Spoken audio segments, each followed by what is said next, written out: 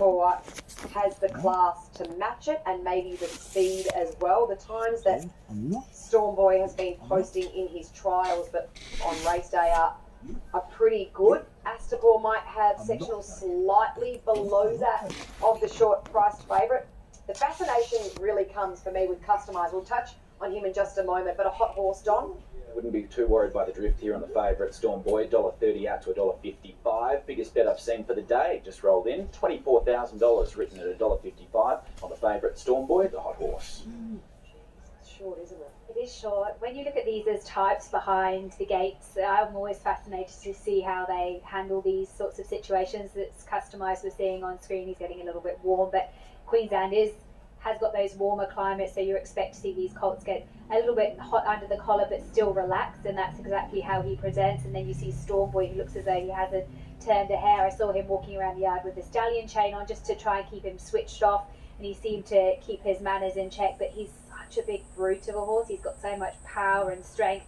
And then you see Astapor, who, again, he's not a bad type in himself. He looks as though he's got plenty of depth of girth, and he's got good bone on him, and that's what you're looking for this time of year. You're looking for a horse that looks fully mature, a horse that's ready to go at a 2-year-old stage, and they're holding up well. But I would love to see a bit of a fairy tale, but I also would love to see a really good horse emerge. It's fascinating stuff, and that's why we love 2-year-old racing so much as well, isn't it? Because anything can happen. Often the great trainers of 2-year-olds tell you that they tell you if they're ready to get up and running early. You know, it's difficult to keep these 2-year-olds in check and fully put together at this point of their racing careers, but you would imagine, especially the top 2 in the market, and I think also Customise as well, they've obviously taken their time with getting into the races, that they're ready for today, and they're telling their trainers that they're ready to run good races. Yeah, you know what 2-year-old racing is? It's very leveling. You can come into the market at $38,000, you can come into the market at $10,000, or you can buy a horse for $1 million, and you can get the same outcome. Absolutely love it. Here's the call of the BJ McLaughlin, the Group 3 for the 2-year-olds with David Fowler. Starter switches on the red light. We're set to go. BJ McLaughlin for Magic Millions. All set. They're racing. Stormboy came out of the middle of the field, begins to accelerate, but Mashani Aloha hits the ground first. Astapor jumped well today, protecting the rail, and Motor Midnight not too far away as they go to the first bend, and in a surprise, Stormboy can't get the lead, and he's 3 wide. Mashani Aloha in front from Motor Midnight. Stormboy, Hieronymus pushing on. He's put himself in a committed position.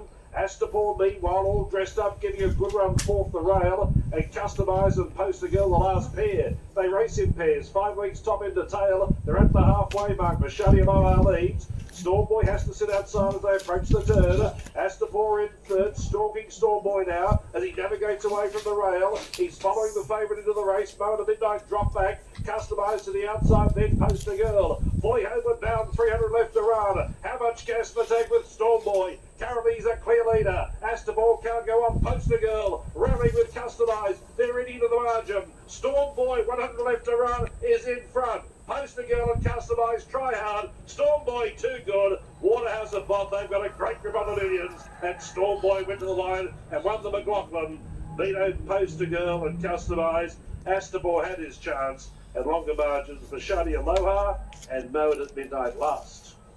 That was impressive because he didn't have it his own way. He couldn't just jump and take up running. He travelled 3 wide for a portion of the trip, but then sprinted away from his opposition in the end. Tell you what, Waterhouse Bot, it's just incredible what they're doing with these 2-year-olds, and they now have the top 2 in the market for the Magic Millions 2-year-old Classic.